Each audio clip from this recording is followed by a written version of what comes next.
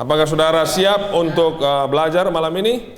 Alright, did you bring your Bible? Apakah saudara bawa Alkitab? Your Bible, even if it's on your tablet, go ahead and hold it up. Ya, coba angkat Alkitab dan juga tablet mungkin yang berisi Alkitab. Alright, puji Tuhan. Tomorrow, please, if you make it tomorrow, please remember to bring your Bible. Ya, kalau saudara datang lagi besok, silakan bawa It Alkitabnya. really doesn't matter what I say, but what this word says. Jadi tidak terlalu penting apa yang saya katakan, yang penting apa yang tertulis dalam Alkitab ini. Bow our heads for prayer. Sebelum kita mulai, mari kita berdoa. Our Father in heaven, Bapa kami di sorga, Lord, we come to you tonight recognizing that we have nothing to offer you.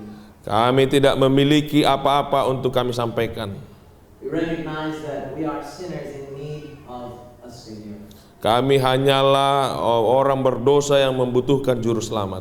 Lord, we ask that you would forgive us of our sins in this moment. Kami berdoa kiranya Engkau mengampuni dosa-dosa kami. May there be nothing in our hearts and minds preventing us from you. Biarlah tidak ada satupun di dalam pikiran dan hati kami yang menghalangi kami untuk berkomunikasi denganmu. As we study your word, we need the help and the guidance of your Holy Spirit. Ketika kami mempelajari Alkitab, kami membutuhkan tuntunan Roh Kudus. Give us wisdom beyond our years. Berikanlah hikmat sorgawi. Give us wisdom from on high. Berikanlah hikmat untuk We kami. ask it in Jesus' name. Di dalam nama Yesus. Amin. In order to answer the first question of why, Ya, untuk menjawab pertanyaan when God gave the gift of prophecy, kapan Allah memberikan karunia we have to nubuat, go back to the very beginning. kita harus kembali ke asal muasalnya. In a perfect world before sin, Di dalam dunia yang sempurna, the Bible says that man communicated with God face to face.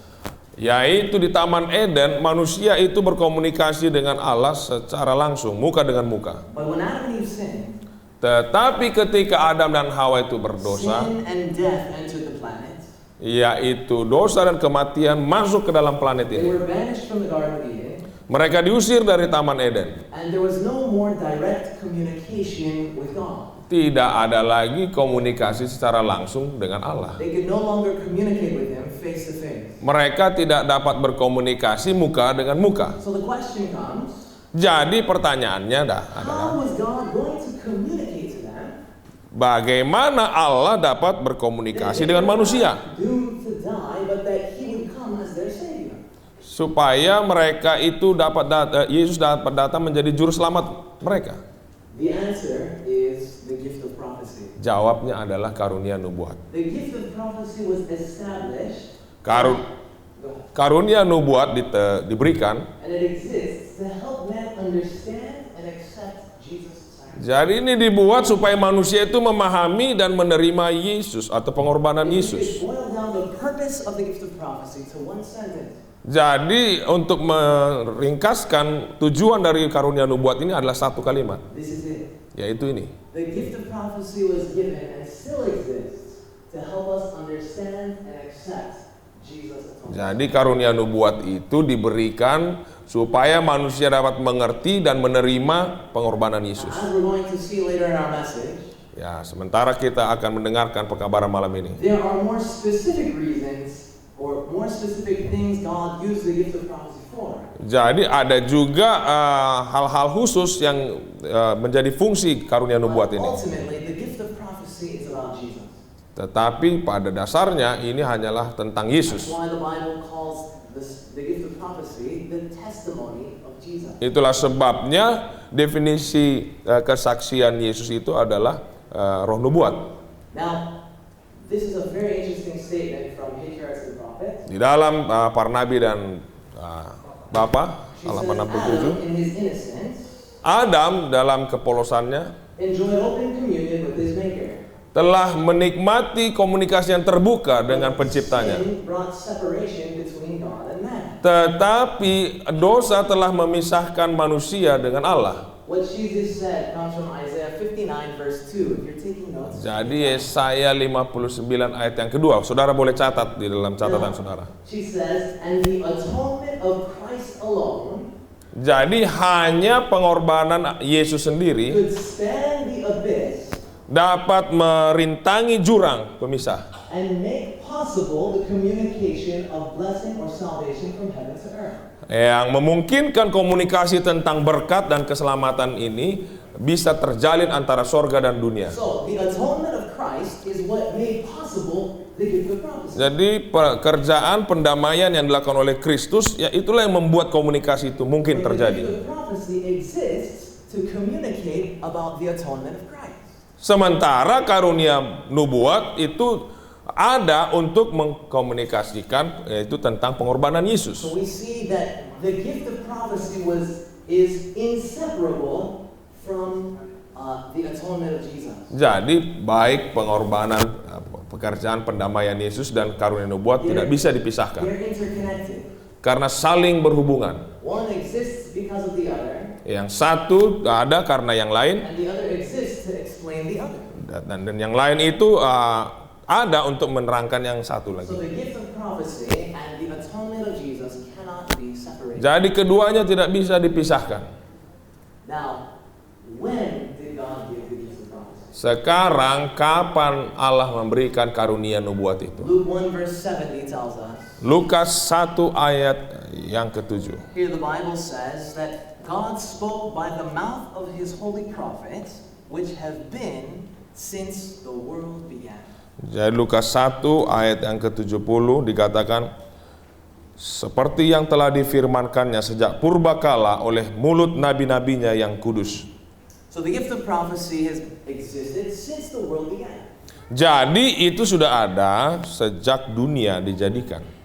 1 Peter 1, 9-11 also explains that, 1 Petrus 1 ayat 9 sampai 11 menjelaskan. write it down and check it out later. Saudara bisa catat supaya It exists cek secara langsung. ultimately for people's knowledge and acceptance of salvation. Jadi itu dibuat supaya manusia dapat mengenal dan menerima keselamatan. 1 Peter 1 verse 9. 1 Petrus 1 ayat 9. Now when we think of the word prophet, Kalau kita memikirkan tentang kata nabi, we think of people like Noah. ya mungkin kita berpikir Nuh Noah, who was a spokesman for God. yang berbicara atau menjadi juru bicara Allah, Noah, who gave the prophetic warning that the world would be destroyed by a flood. bahwa dunia ini akan dibinasakan oleh air bah, Noah, who preached the longest evangelistic series the world has ever seen. yang menyampaikan KKR yang paling lama di dunia ini, 120 years. 120 tahun. And only 8 people of the world were saved. Hanya 8 orang yang selamat. Well, friends, he completed his mission because he preached God's word. Tetapi dia menyelesaikan misinya karena dia menyampaikan When we hear the firman word Tuhan. prophet, we think of Abraham.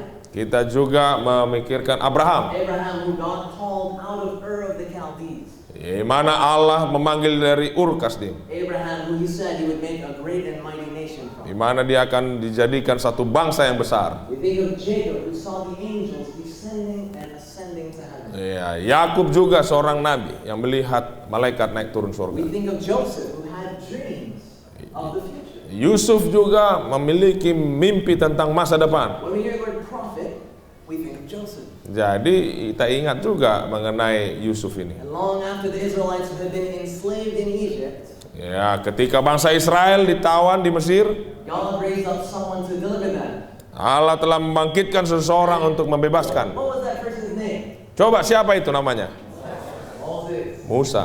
Yes, and Moses God used to deliver the Israelites, 2 million of them out of Egypt. Jadi Musa ini menuntun 2 juta bangsa Israel keluar dari Mesir. Did you know, by the way, that the Red Sea didn't only part that much? Iya, sebenarnya Laut Merah itu tidak terbelah hanya sebesar ini. The Bible tells us in Exodus 16 that there were over 600,000. No, Exodus 12 that there were over 600,000 Israelite men. Jadi lebih dari 600.000 laki-laki pada waktu itu. This means that there were around 2 million Israelites. Jadi kalau ini sekitar 2 juta bangsa Think Israel. about it, 600,000 men, 600,000 women. Ya, 600.000 laki-laki, 600.000 perempuan, dan juga anak-anak. The Bible also says that they crossed over the Red Sea in one night. Dan Alkitab juga menyebutkan bahwa mereka melewati Laut Merah itu hanya dalam 1 malam. And Ya, dan Allah membuat tanah itu menjadi The kering. interesting thing is this. Tetapi yang paling menarik adalah Someone did a calculation. seseorang telah membuat satu They perhitungan. discovered that in order for 2 million people to make it across in one night, Kalau itu 2 juta orang harus menyeberang dalam satu malam, it could not have been narrow with them walking two side by side in a line, jadi tidak mungkin hanya 2 baris berjalan di sana. because that would have taken 34 days. Itu akan mencapai 34 God hari. had to open a gap in the Red Sea 9 kilometers wide. Jadi supaya bisa lewat satu malam itu sebenarnya harus 9 km itu So that they could lebarnya. walk 5,000 people across. Jadi To get over in one night. harus ada 5.000 orang yang satu baris itu untuk berjalan. God worked in miraculous ways to deliver the Israelites. Jadi Allah membuat satu mujizat untuk melepaskan bangsa In Israel. incredible ways. Dia bekerja dengan ajaib. What about beyond the time of Moses? Ya, setelah Musa, siapa nabi setelah Musa? Think of Saul, King Ya, Saul. ada Raja King Saul, David. Raja Daud. God used both of them to prophesy. Dua-duanya memiliki nubuatan But juga. how long did the gift last? Tetapi kapan karunia nubuat ini diberikan terakhir kali? It lasts beyond the time of the Old Testament. Yes or no? Apakah di perjanjian baru juga ada? Yes or no? Ya, ada. In English too. In the time of Christ, we see that the gift of prophecy was active. Ya, di dalam zaman Kristus ada juga karunia nubuat di sana. Simeon and Anna, when he was dedicated in the temple, who were prophets. Ya, jadi Simeon dan Hana itu ya, di Ka'bah mereka adalah nabi. There was John the Baptist, who Jesus said was the greatest of all the prophets. Jadi ada juga Nabi Yohanes Pembaptis.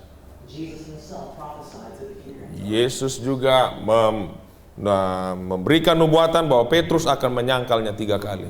Now, what about beyond the time of Jesus? Bagaimana setelah zaman Yesus? Was the gift of prophecy active beyond the time of Christ? Apakah masih ada nabi setelah Yesus? Yes or no? Ya atau tidak? Right? Not as strong as last time, but yes. Yeah. Correctly. We see that at Joel 2 verse 28, the promise that God would pour out his spirit on his people, that they would prophesy, came to pass in Acts 2. Jadi janji di dalam Yoel 2 ayat 28 itu digenapi di dalam kitab Kisah Para Rasul 2 ayat 17 dan 21. But that verse says that this outpouring would be before the coming of the great and awesome day of the Lord. Tetapi ayat yang lain juga menyatakan bahwa kecurahan Roh Kudus itu akan terjadi sebelum kedatangan Tuhan. What happened at Pentecost was only a partial fulfillment of this promise. Jadi apa yang terjadi pada zaman Pentakosta itu adalah hanyalah sebagian daripada kegenapan janji itu. Bible promised that God would pour out his spirit in the gift of prophecy before Jesus would come again. Jadi Allah berjanji bahwa Allah akan mencurahkan rohnya dan karunia nubuat sebelum kedatangan We Yesus. see in the early Christian church that the gift of prophecy was alive and well. Di dalam jemaat yang mula-mula ada juga karunia nubuat. Philip's 4 daughters prophesied. Ya, putri-putri Filipus ada juga bernubuat. Agabus, the prophet Agabus, is talked about in the next 2 verses. Ya, Agabus juga dia bernubuat. Remember he told Paul what was going to happen as they would bind him with the belts? Yeah. So Paul would lose his life. Ya, apa yang terjadi dengan Paulus juga itu sudah dinubuatkan oleh There Agabus. was John the Revelator. Bahkan Yohanes Pewahyu juga ini seorang nabi. The gift of prophecy was active in the early church. Jadi pada jemaat yang mula-mula karunia nubuat itu sangat nyata.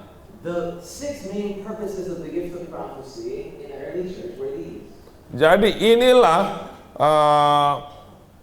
tujuan daripada karunia nubuat. Ada 6, God used it to assist in founding the church. yaitu untuk menemukan gereja yang To mula-mula start the church's mission outreach. dan memprakarsai misi gereja, To edify or build up the church. untuk mendidik gereja, To unite and protect the church from heresy and false teaching. mempersatukan gereja dan melindungi gereja dari ajaran To palsu, warn of future difficulties. untuk mengamarkan kesulitan-kesulitan pada masa yang akan And to datang, confirm the faith in times of controversy. dan untuk meneguhkan iman pada masa-masa kesukaran. But what about the time after John wrote Revelation? Tetapi apa yang terjadi setelah zaman Yohanes Kekasih? Many Christians believe that prophecy stopped then. Banyak orang beranggapan bahwa nubuatan itu berhenti setelah kitab Wahyu. Did the gift of prophecy continue in the church after that? Yes or no? Apakah karunia nubuat masih berlanjut? Ya atau tidak? Okay. Ya, The students, this is good. ya ini baik. Now, we have some records from Christian history from the early centuries of the Christian church. Ya, jadi kita memiliki catatan dari gereja yang mula-mula. Justin Martyr, no, he's not my ancestor, it's the same name. Jadi ini juga Justin namanya, tapi Justin Martyr. Justin Martyr said, writing to Trypho, who was a Jew, Dia menulis kepada seorang bernama Trypho.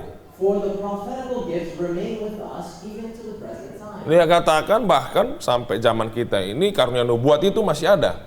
And he said, just as there were false prophets contemporaneous with your holy prophets, so are there now false teachers amongst us. Jadi sama seperti munculnya nabi-nabi palsu, maka nabi-nabi yang benar juga ada. So Justin Martyr said, look, the prophetic gift is continuing and we still experiencing it in the church. Jadi ini kita akan mengalami karunia nubuat di dalam gereja, This dia was bilang. after the time of John, AD 100 to 165. Ini ditulis pada tahun 100 AD. Justin Martyr was not the only one.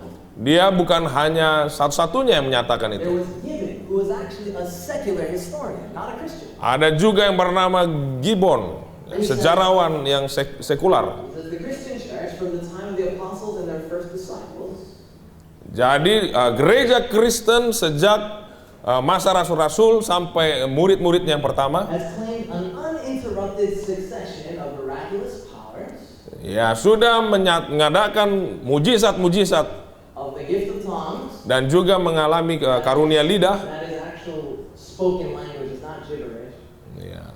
okay? Vision and of prophecy. Dan juga visi serta nubuatan. And the purpose of this was, he says, to disclose the future history, Jadi maksudnya ini adalah untuk menyingkapkan masa depan to guide the present administration of the church. atau menuntun para pemimpin gereja. So even in the second and third centuries, the gift of prophecy was active in Christianity. Jadi tadi kita sudah lihat abad pertama, kedua, dan sekarang abad ketiga masih ada karunia nubuat. There are other sources as well that talk about the gift of prophecy continuing in the early church.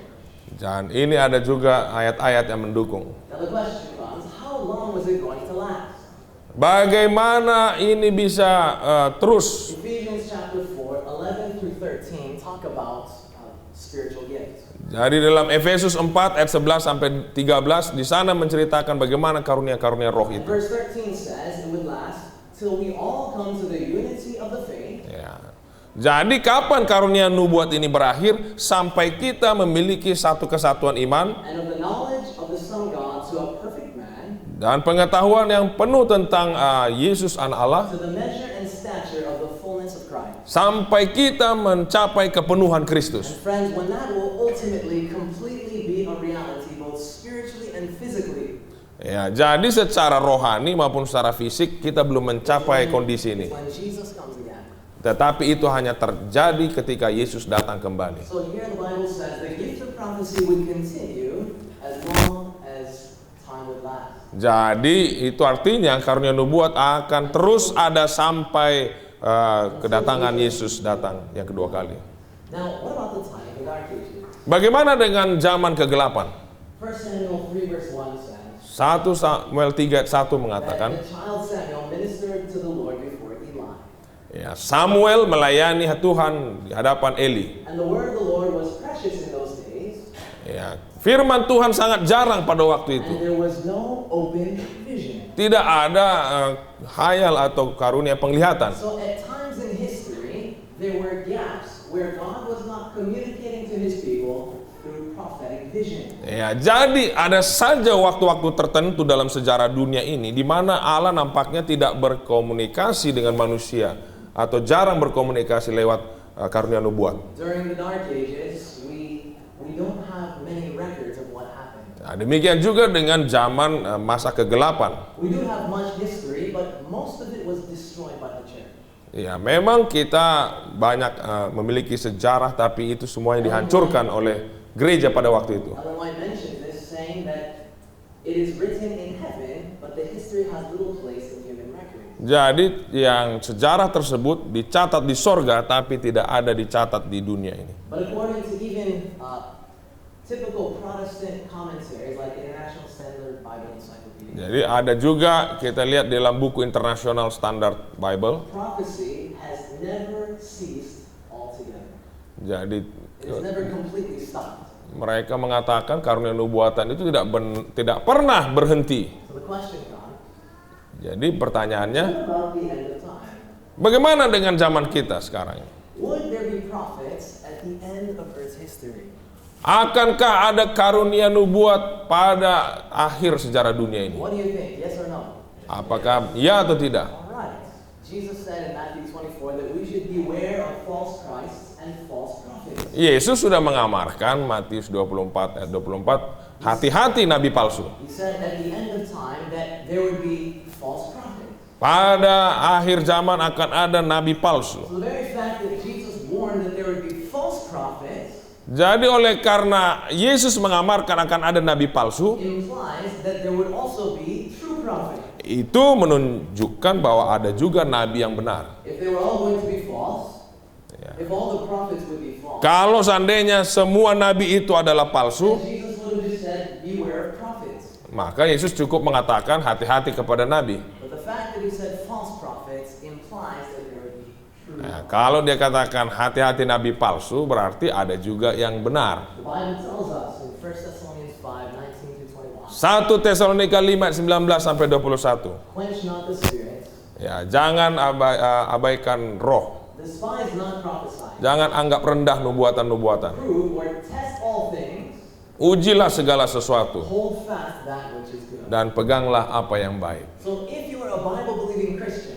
Jadi kalau kita adalah benar-benar orang Kristen yang percaya the Alkitab, Bible says don't just dismiss people who claim to be prophets. jadi jangan buru-buru untuk tidak percaya kepada orang yang mengatakan dirinya nabi. Crazy. Don't just say, they're crazy. Kalau nabi itu seperti nggak kurang normal. Prove all things. Test them. Ya, jangan langsung katakan demikian. Uji dulu. Test them by the Bible's 4 tests. of Karena ada 4 ujian kenabian dalam Alkitab. And friends, the more that we examine Scripture, Semakin kita mempelajari Alkitab, the more that if something is true, ya, kalau sesuatu itu benar, the more we examine it in the light of Scripture, kalau kita mengujinya berdasarkan kebenaran firman the Tuhan, more true it will appear to be. maka dia akan nampak semakin benar. The truth loses nothing by investigation. Jadi kebenaran itu tidak pudar oleh karena diselidiki oleh kebenaran firman If Tuhan. something is true, then you can study Scripture, and it will appear more and more true if you are being led by the Ya, Holy Spirit. kalau itu memang kebenaran, kalau saudara semakin menyelidikinya, maka akan lebih nampak This kebenarannya. is why Adventist evangelists tell people, go and read in your library. Itulah sebabnya penginjil Advent katakan, pergilah dan pelajari Alkitabmu. Go study and compare history with prophecy. Ya, bandingkanlah sejarah dengan nubuatan. Some churches tell their members, don't read anything unless we publish it. Ya, ada orang mengatakan jangan baca apapun kecuali yang kami cetak sendiri. That's because what they're teaching is not true. Karena ajaran mereka itu tidak benar. And they realize that people are going to learn the truth out there. Dan mereka dapati bahwa umat-umatnya itu mendapati kebenaran dari luar sana. When we believe the truth, the more we study it in light of Scripture and history, the more true it will appear. Ya, kalau kita pelajari kebenaran itu akan semakin nyata. Praise the Lord for the truth. Amen. Puji Tuhan akan kebenaran ini. Now, let me ask a question. Saya mau tanya kepada saudara, How many of you believe that Ellen White was given the gift of prophecy and inspired by God? berapa orang yang percaya bahwa Ellen White itu diinspirasikan oleh Allah? Alright, puji Tuhan. Puji Now, Tuhan. how many of you, Berapa orang di antara saudara? if your friend or non-Adventist family member asked you, Bila mana ada sahabat-sahabat yang bertanya, can you show me from Scripture why Ellen White is a genuine prophet of God? ya, mengapa engkau katakan Ellen White itu nabi yang benar? How many of you are confident that you could show them from Scripture? Berapa orang yang bisa menjawab berdasarkan Alkitab? Alright, Alright, I have good news for you. Praise the Lord. Ya, saya memiliki kabar baik. By the end of tonight, by the end of the rest of this message, Ya, setelah kita belajar pada malam ini, if you take close notes, kalau saudara benar-benar memperhatikan dan mencatat, there are 4 Bible verses. ada 4 ayat Alkitab. And if you memorize these 4 verses, Bila mana saudara menghafalkan 4 ayat ini, you can lead someone through a Bible study to show them why Ellen White was inspired by God. maka saudara akan bisa menuntun seseorang lewat belajar Alkitab mengapa Ellen White disebut nabi. Tonight you're going to receive the material. Malam ini saudara akan mendapatkannya. It's up to you now to be able to raise your hand the next time a preacher asks you the question. Ya, kalau saudara sudah mencatat, dan sekarang tinggal terserah saudara apakah saudara mau angkat tangan menyatakan bisa menjelaskannya atau tidak. In 1844, over between 50 and 100,000 Christians were expecting Jesus to return. Ya, tahun 1844 dikatakan sekitar 50.000 sampai 100.000 orang menantikan kedatangan Yesus. Daniel 8 verse 14 says, Daniel 8 ayat 14 mengatakan, unto 2,300 days, and then shall the sanctuary be cleansed. sampai lewat 2.300 pagi dan petang maka Ka'bah itu akan dibersihkan. Not realizing that the Bible nowhere calls the earth a sanctuary. Ya, mereka tidak menyadari bahwa dalam ayat Alkitab tidak pernah menyatakan bahwa Ka'bah itu adalah dunia ini. They correctly calculated the time to end in 1844. Ya, jadi mereka sebenarnya membuat satu perhitungan yang benar dengan berakhir 1844. 1843, but Yeah. 1844, and they misunderstood the event. Tetapi mereka tidak memahami peristiwanya. They thought the Bible was talking about the earth being cleansed with fire when Jesus returned. Mereka berpikir bahwa dunia ini akan dibersihkan oleh api ketika Yesus datang kembali. So thousands of Christians were terribly disappointed. Jadi ribuan orang Kristen kecewa. We're going to talk about it more tomorrow night. Besok malam kita akan mempelajarinya lagi. We're going to understand like never before just how devastating it was.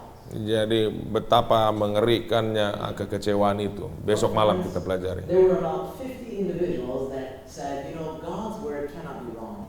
Iya, tetapi dari 100.000 itu ada 50 orang yang masih yakin bahwa Allah tidak pernah salah. We must have been wrong. Yang salah adalah kita. Let's examine why. Mari kita pelajari lagi. And they began to study scripture together. Dan mereka mulai belajar Alkitab bersama. And they discovered that the Bible talks about a sanctuary in heaven. Maka mereka temui bahwa Alkitab itu membicarakan Ka'bah di sorga. And then they discovered that the truth of what happens when we die. Iya, mereka menemukan kebenaran yang lain, yaitu mengenai orang mati. They discovered the truth of the seventh-day Sabbath. Mereka temukan kebenaran tentang Sabat. And one of those truths that they discovered was that the gift of prophecy would be existent in the last days. Maka salah satu kebenaran yang ditemukan bahwa kebenaran yaitu karunia nubuat itu akan ada pada akhir zaman. So friends, in order to comfort and guide his people, God poured out his Holy Spirit on a person. Maka untuk menghibur umat-umat yang kecewa ini, Allah mencurahkan rohnya ke atas satu pribadi manusia. And this person's name was? Nama ini adalah William Foy.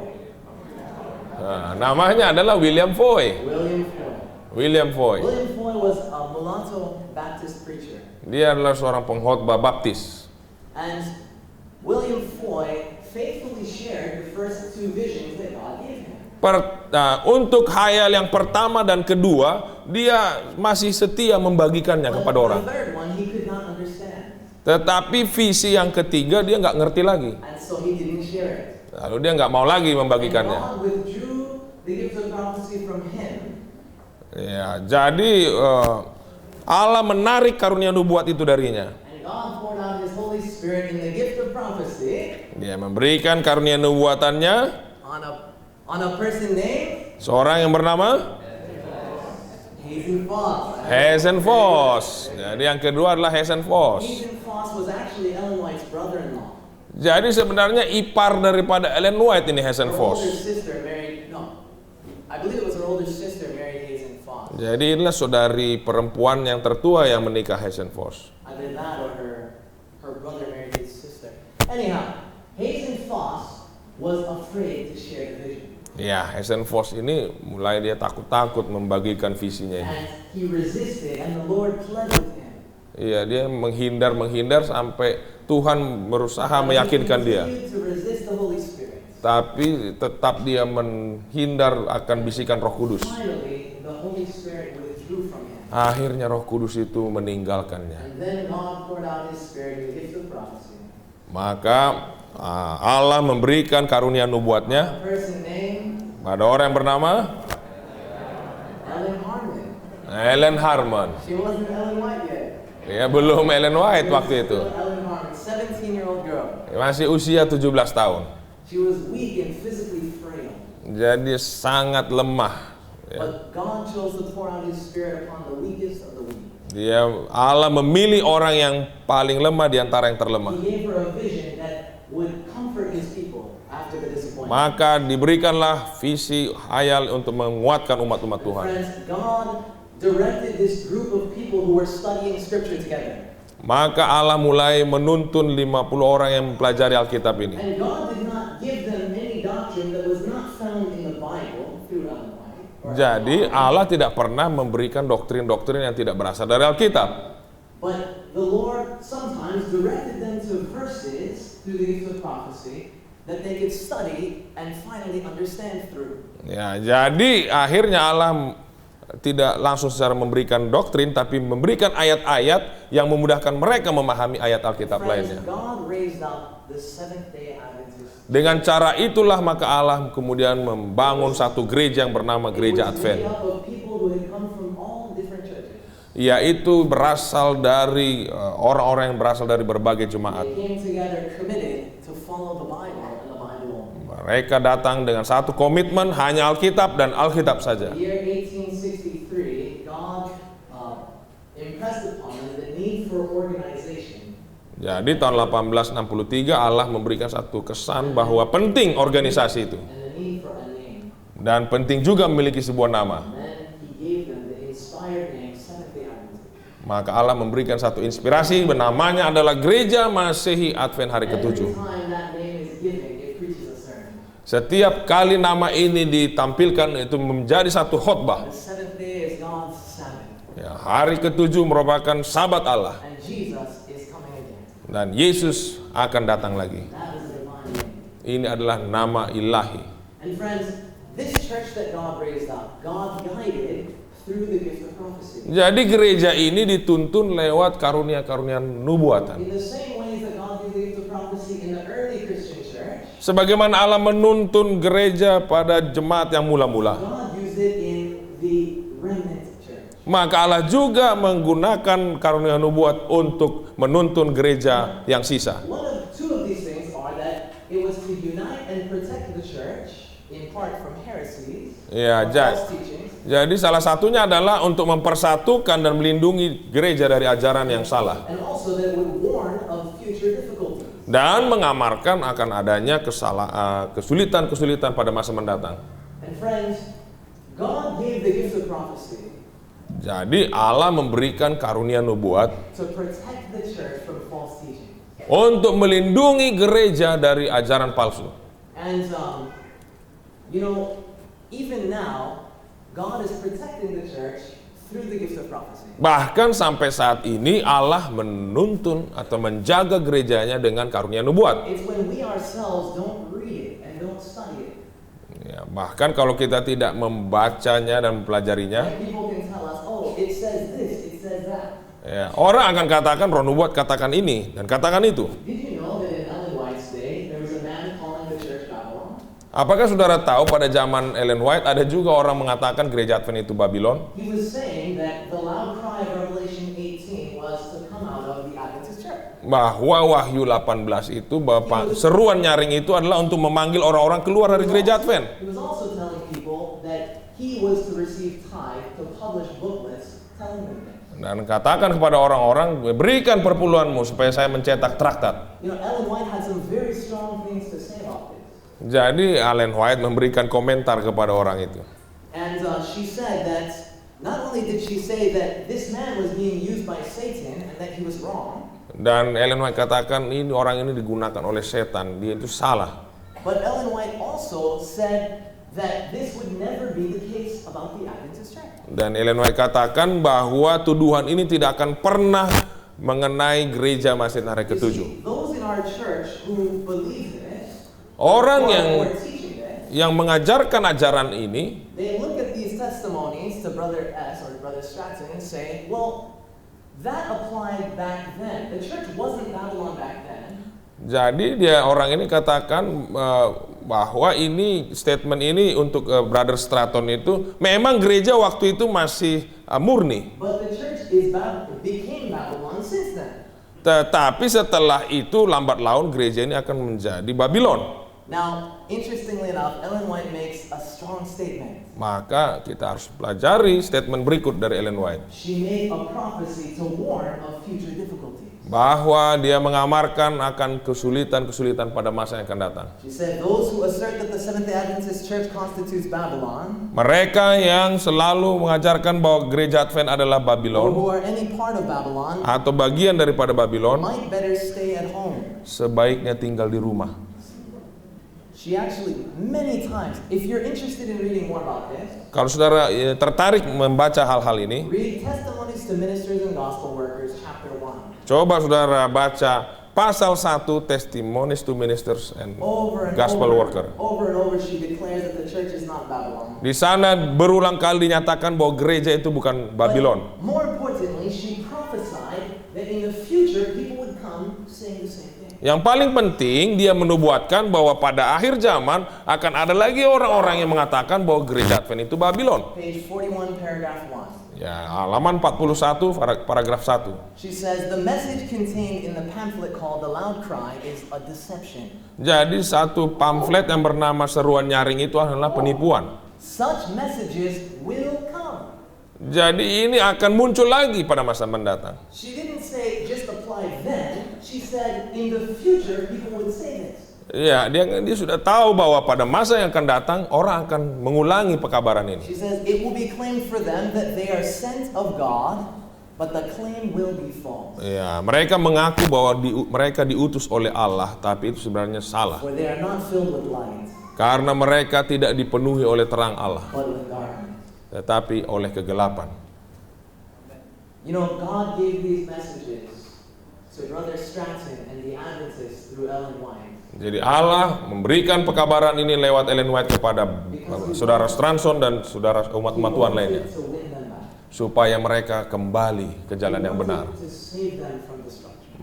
Allah mau supaya menyelamatkan mereka dari kehancuran. Friends, the Jewish leaders were so filled with the spirit of hatred and anger Iya, sama seperti pemuka agama Yahudi dipenuhi kebencian. that they said that Jesus, who was filled with the Holy Spirit, was filled with demons. Iya, sama juga. Waktu itu ada pemuka agama mengatakan bahwa Yesus itu yang dipenuhi oleh Roh Kudus, mereka katakan dipenuhi oleh roh setan. When we are under the influence of the enemy of soul, Kalau kita dipengaruhi oleh kemarahan, it affects our spiritual vision. ya, oleh musuh-musuh kebenaran, maka itu akan mempengaruhi visi To kita. the point that we view those who are filled with the Holy Spirit as being part of Babylon. Sehingga kita melihat orang-orang yang dipenuhi Roh Kudus adalah orang-orang yang di Babylon. Friends, we can praise God that He has given us the spirit of prophecy, Ya, kita puji Tuhan, Allah mengaruniakan karunia nubuat. and it warned us of this future difficulty. Dan Allah sudah mengamarkan akan timbulnya kesulitan yang sekarang ini. Prophesying, she said, these messages will come, Dan mengatakan bahwa pekabaran ini akan timbul lagi. but they will be false. Dan itu sebenarnya semua palsu. In Gospel Workers, she said, the church will appear as though about to fall, Jadi seperti menara pizza yang miring, gereja itu sepertinya akan rubuh. but it does not fall. Tetapi tidak akan rubuh. Friends, praise God that He has told us the Seventh-day Adventist Church will stand until Jesus comes again. Ya, puji Tuhan karena Allah telah memberikan satu jaminan bahwa gereja ini akan teguh berdiri sampai Yesus datang. Praise the Lord for that, amen? Puji Tuhan atas itu. If Amin. you are in the Seventh-day Adventist Church, you are in the right place. Bila mana saudara adalah bagian umat Advent, saudara berada di tempat yang benar. And maybe if you are considering or have started to leave the Adventist Church or believe these things, then tonight you're in the right place. Ya, kalau saudara selama ini ada seperti tergoda untuk meninggalkan gereja ini, maka malam ini saudara berada di tempat yang benar. God brought you here to hear this message. Karena Allah telah membawa saudara untuk mendengar pekabaran ini. Friend, if that's you, listen to the words of Ellen White. Bila mana itu adalah saudara yang mendengar akan bisikan atau ajaran tentang Ellen White and ini. have confidence that though it may be imperfect, Ya, dan memiliki satu keyakinan meskipun gereja itu tidak sempurna. this is God's remnant church. Ini adalah gereja Allah yang sisa. Does Ellen White meet the biblical test of a prophet? Apakah Ellen White ini lolos ujian kenabian? Write these down. Coba saudara catat. Then we'll do this quickly. Kita akan buat dengan Test cepat. number one. A true prophet must confess that Jesus is the Christ. Ya, yang pertama dia harus mengakui juga Yesus itu adalah Kristus. 1 John 4, 1 and 2. Every spirit that confesses that Jesus Christ is come in the flesh is of God. 1 Yohanes 4 ayat 1 dan 2. Setiap roh, tapi ujilah setiap roh, dikatakan.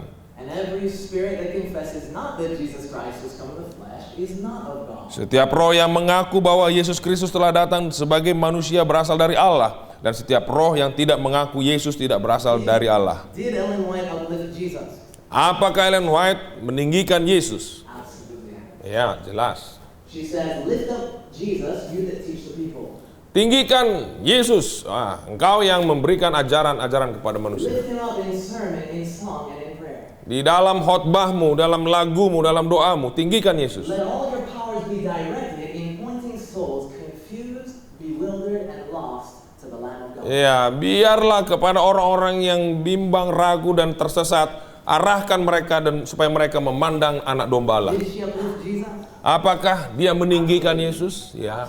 She affirmed his miraculous birth, the miraculous virgin birth. Ya, Ellen White mengakui kelahiran Yesus yang istimewa, penuh mujizat, Co-eternal with the Father, bahwa dia juga adalah Allah sepenuhnya and that he was our soon coming King. dan dia akan datang sebagai raja. When someone was asked in the Library of Congress in the United States, Ya, kalau di dalam perpustakaan Kongres di Amerika what the Serikat, best book on the life of Jesus was outside of the Bible, apakah buku yang terbaik di luar Alkitab? this is what they said. Maka ini yang mereka katakan. Jumping to the hat, I would put The Desire of Ages by Ellen G. White first for spiritual discernment and practical application. Jadi orang ini yang merekomendasikan buku Kerinduan Segala Zaman. The best book on the life of Christ outside the Bible. Inilah buku terbaik tentang Yesus selain Injil atau I don't know Alkitab. about you, but I agree with this person. Saya tidak tahu dengan saudara, saya setuju dengan orang ini. By this book. How about you? Saya diberkati. So she passes the first test of a prophet. Ya, jadi ujian pertama dia lolos. Secondly, a prophet would have to agree with God's law and with the Bible. Yang kedua, seorang nabi yang benar itu harus setuju dengan Alkitab dan hukum Tuhan. Isaiah 8 verse 20, God was warning Israel about false prophets. Yesaya 8 ayat 20. And he says, to the law and to the testimony.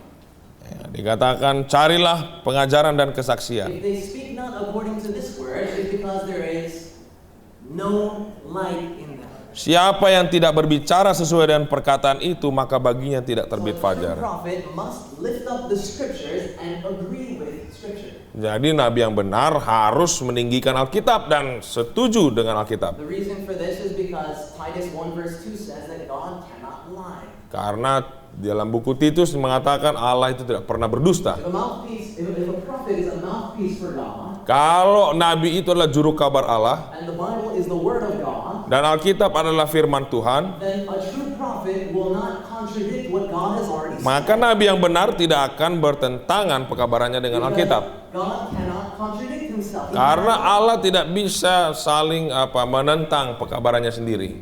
Did Ellen White pass this test? Apakah Ellen White melewati ujian yang kedua? Absolutely. Two references. Ada dua kutipan yang saya mau sampaikan. Review and Herald. What are the other ones? Ya, ada dalam Review and Herald.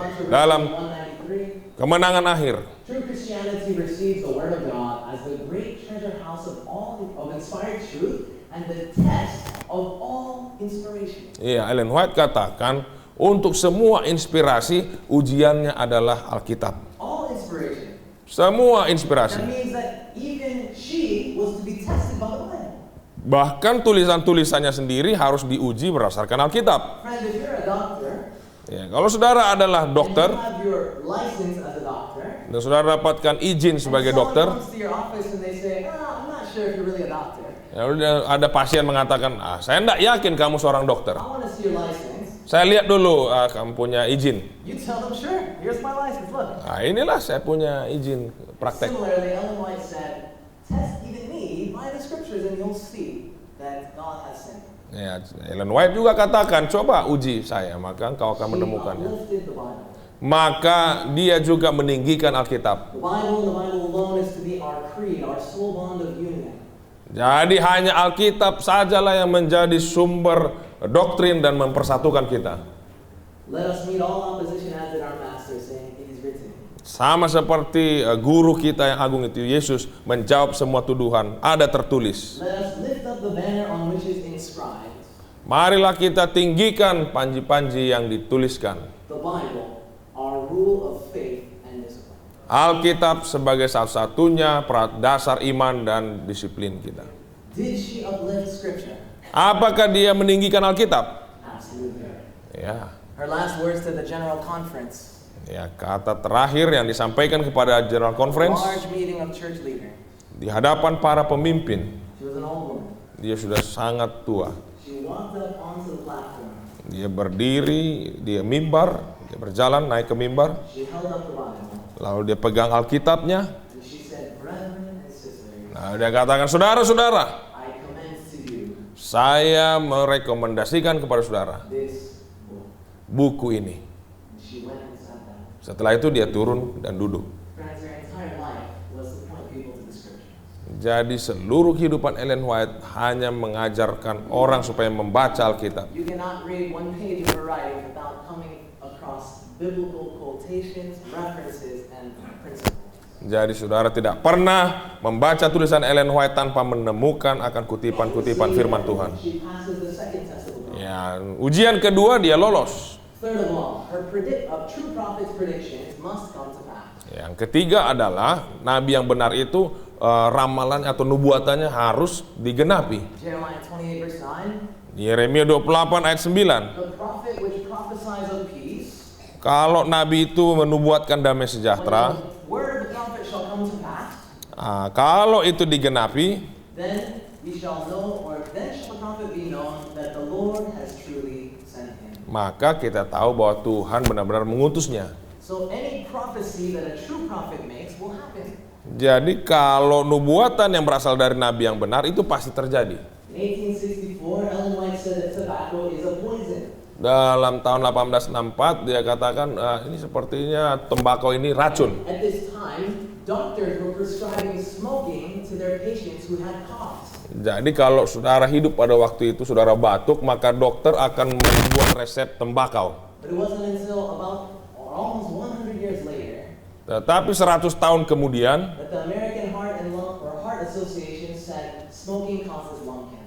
jadi barulah asosiasi jantung Amerika itu menyimpulkan merokok itu adalah menyebabkan What a more kanker. prophecy.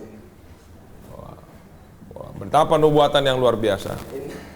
In 1902, Ellen White warned that San Francisco and Oakland would be visited by the Lord because they were becoming like Sodom and Gomorrah. Iya, karena Francisco dan Oakland ini menjadi seperti Sodom dan Gomora, maka Allah akan menghakimi kota ini. What year was it?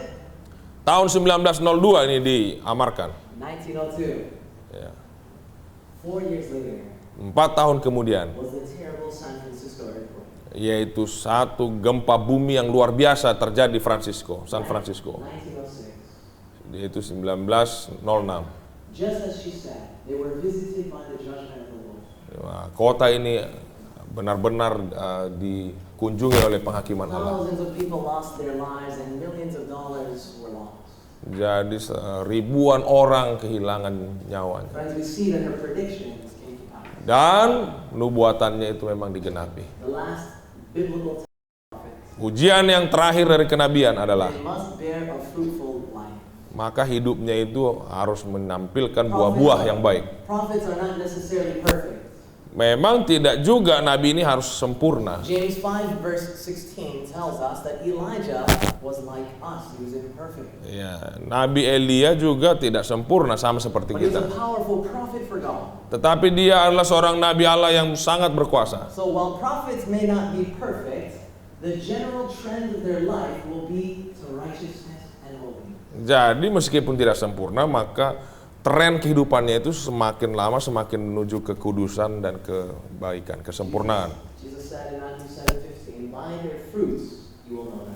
Lewat buah-buahnya maka kamu akan mengenal mereka. So what are the fruits of Ellen White's life? Apakah buah-buah kehidupan Ellen White? What are the fruits of her writing?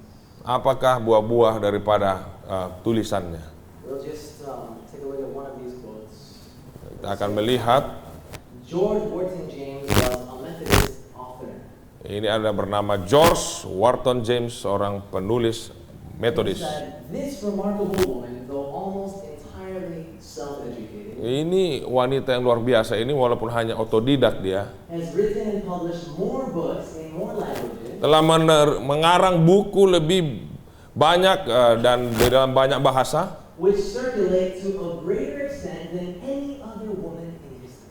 dan ini dipublikasikan, disebarluaskan lebih daripada semua penulis wanita lainnya di I dunia. can't wait to share more quotes and stories about non-Adventists who are speaking very highly about Ellen White. Ya, banyak sekali pujian yang disampaikan non-Advent kepada Ellen White. Sabbath morning, don't miss it. Ya, itu semua nanti Sabat pagi, jangan sampai. But because of the Tidak hadir. messages God gave us through her, Karena pekabaran yang Tuhan berikan lewat Ellen White, the Seventh-day Adventist Church is now over 4,400 kindergartens and elementary schools, ada 4.400 taman kanak-kanak dan sekolah dasar. 927 secondary schools, Ya, ada 927 sekolah over menengah, 92 colleges, 92 college universitas, over 155 hospitals, ada 155 rumah sakit, 276 dispensaries. 276 ya And this rumah-rumah, This is an old statistic. I believe now it's over 8 million people have been helped. dan ada 8 orang yang dirawat,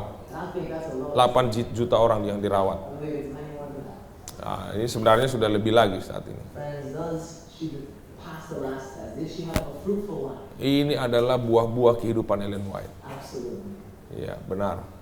Now, you know, tonight, Malam ini, I want to let you know, I don't believe Ellen White was a prophet because I'm her great-great-grandson. saya memang tidak percaya Ellen White sebagai nabi, bukan oleh karena saya percaya bukan karena saya keturunannya. I believe that God gave her the gift of prophecy because I have studied and seen it for myself. Saya percaya bahwa dia seorang nabi oleh karena saya mempelajarinya The dengan Bible says in Psalm 34 verse 8, "Taste and see that the Lord is good." Mazmur 34 ayat 8 katakan, kecap dan lihatlah bahwa Allah itu baik. Blessed is the man who trusts in Him. Iya, diberkatilah orang yang percaya kepadanya. Friends, some of us here tonight have not yet really read the writings of Ellen White. Nah, mungkin ada dari antara saudara malam ini yang belum mempelajari serius tulisan Ellen White, Maybe you've never read them before. atau bahkan tidak pernah membacanya sama sekali, Maybe you've read very little. atau hanya sedikit saja. But a person cannot be expected to accept that she is a Bible prophet from one or two quotes. Iya, orang tidak bisa menerima dia sebagai nabi yang benar hanya oleh katanya. But at times it takes time to study and to read her writings and see what she said. Tetapi saudara perlu meluangkan banyak waktu untuk membacanya secara langsung dan melihat apa yang dia tuliskan. Friends, if we cannot explain why we believe something, Kalau kita tidak bisa menjelaskan mengapa kita percaya kepada satu topik tertentu, then can we really believe it? itu sebenarnya dipertanyakan apakah kita sungguh-sungguh percaya atau tidak. Do we really believe it if we cannot explain why? Apakah kita sungguh-sungguh mempercayainya sementara kita tidak bisa menjelaskannya. If I was eating pineapple here, Kalau saya sedang makan nanas di sini, I said, man, this is sweet. kalau saya katakan, wow, manis sekali, Man, this is really sweet. ini sangat manis, Delicious. aduh nikmatnya. What is the only way for you to know if it was really sweet? Bagaimana saudara tahu ini manis atau tidak? Taste it yourself. Ya, cobalah sendiri. Just taste it yourself. And friends, Ya, tonight, cobalah sendiri. I want to ask you, Malam ini saya mau ajak saudara, whether you've read just a little bit of her writings or never completed a book from cover to cover. apakah saudara membaca sebagian saja dan tidak pernah membaca secara keseluruhan satu buku, Or maybe if you've never read at all. atau tidak pernah membacanya sama sekali If mungkin. you're willing to commit tonight, Kalau saudara ingin membuat satu komitmen malam ini, say, Lord, I want to memorize these 4 tests of a prophet. Tuhan, saya mau menghafalkan 4 ujian kenabian ini. I want to be able to explain to someone why I believe what I believe. Saya akan mencoba menerangkan kepada orang lain mengapa saya mempercayai kepercayaan saya ini. And over the course of the weekend, I'm going to ask if someone would like to come and share if they have memorized these verses. Ya, nanti beberapa hari mendatang saya akan tanya siapa yang sudah hafal ayat ini. And we can have a special prize for someone who can share with us all of them. Ya, akan ada hadiah khusus kepada orang yang menghafalkannya. We want to do this to encourage you to be able to explain your faith. Saya membuat ini untuk mendorong saudara supaya saudara mampu menerangkan dasar-dasar iman saudara. And if tonight you're wanting to say, Bila mana malam ini saudara berkata, yes, I realize I need to be able to explain my faith. oh saya menyadari saya perlu menjelaskan iman saya. I'm willing to commit to memorizing these 4 verses. Dan saudara berkata, saya mau menghafalkan 4 ayat ini. If that's your desire, I invite you to raise your hand. Bila mana itu kerinduan saudara, angkat tangan saudara. This is a commitment to the Lord to say, Lord, I'm willing to memorize these. Ini adalah komitmen kepada Tuhan dan katakan, Tuhan, saya mau menghafalkan 4 ayat ini. To say, Lord, I'm going to memorize these. Tuhan, saya mau hafalkan ayat-ayat ini. It's easy. Ini sangat mudah. Amen. Amin. You can memorize the words of a song or the lines of a movie. Ini saudara bisa menghafalkan 4 ayat lagu. Surely we can memorize 4 Bible verses. Maka saudara juga bisa menghafal 4 ayat Alkitab. Praise the Lord for your commitment. Terima kasih, puji Tuhan atas komitmen saudara. You're going to have a chance to share what you've been memorizing throughout this weekend. Ya, sepanjang akhir pekan ini saudara hafal lah itu. Let us bow our heads for word. Mari kita tunduk kepala berdoa. Father in heaven, thank you Bapa di sorga, terima kasih. that we have not followed cunningly devised fables, Karena kami tidak mengikuti isapan jempol atau dongeng. but we have a faith that is rooted and grounded in Scripture. Karena kami memiliki dasar iman yang ada di dalam Alkitab. Thank you for raising up this church, the Seventh-day Adventist Church. Terima kasih telah memunculkan gereja Masjid Hari ke-7.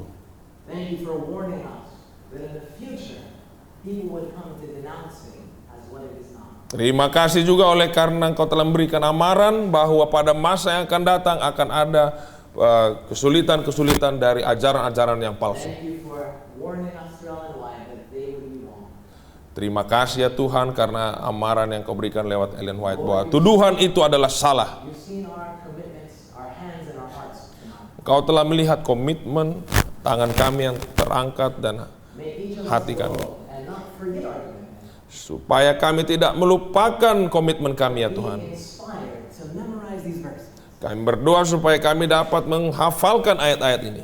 The next time someone asks us if we are confident that we could explain why Ellen White is a prophet, Ya, bila mana ada orang yang bertanya, maka kita dapat menjelaskan mengapa Ellen White itu seorang nabi. may each of us have the confidence to raise our hands high. Biarlah masing-masing kami dapat menjelaskannya dan memberikan penjelasan. May we honor Jesus by doing so. Sehingga kami memuliakan Yesus dengan cara We itu. ask these things in His name. Kami minta semua ini dalam nama Yesus. Amen. Amin.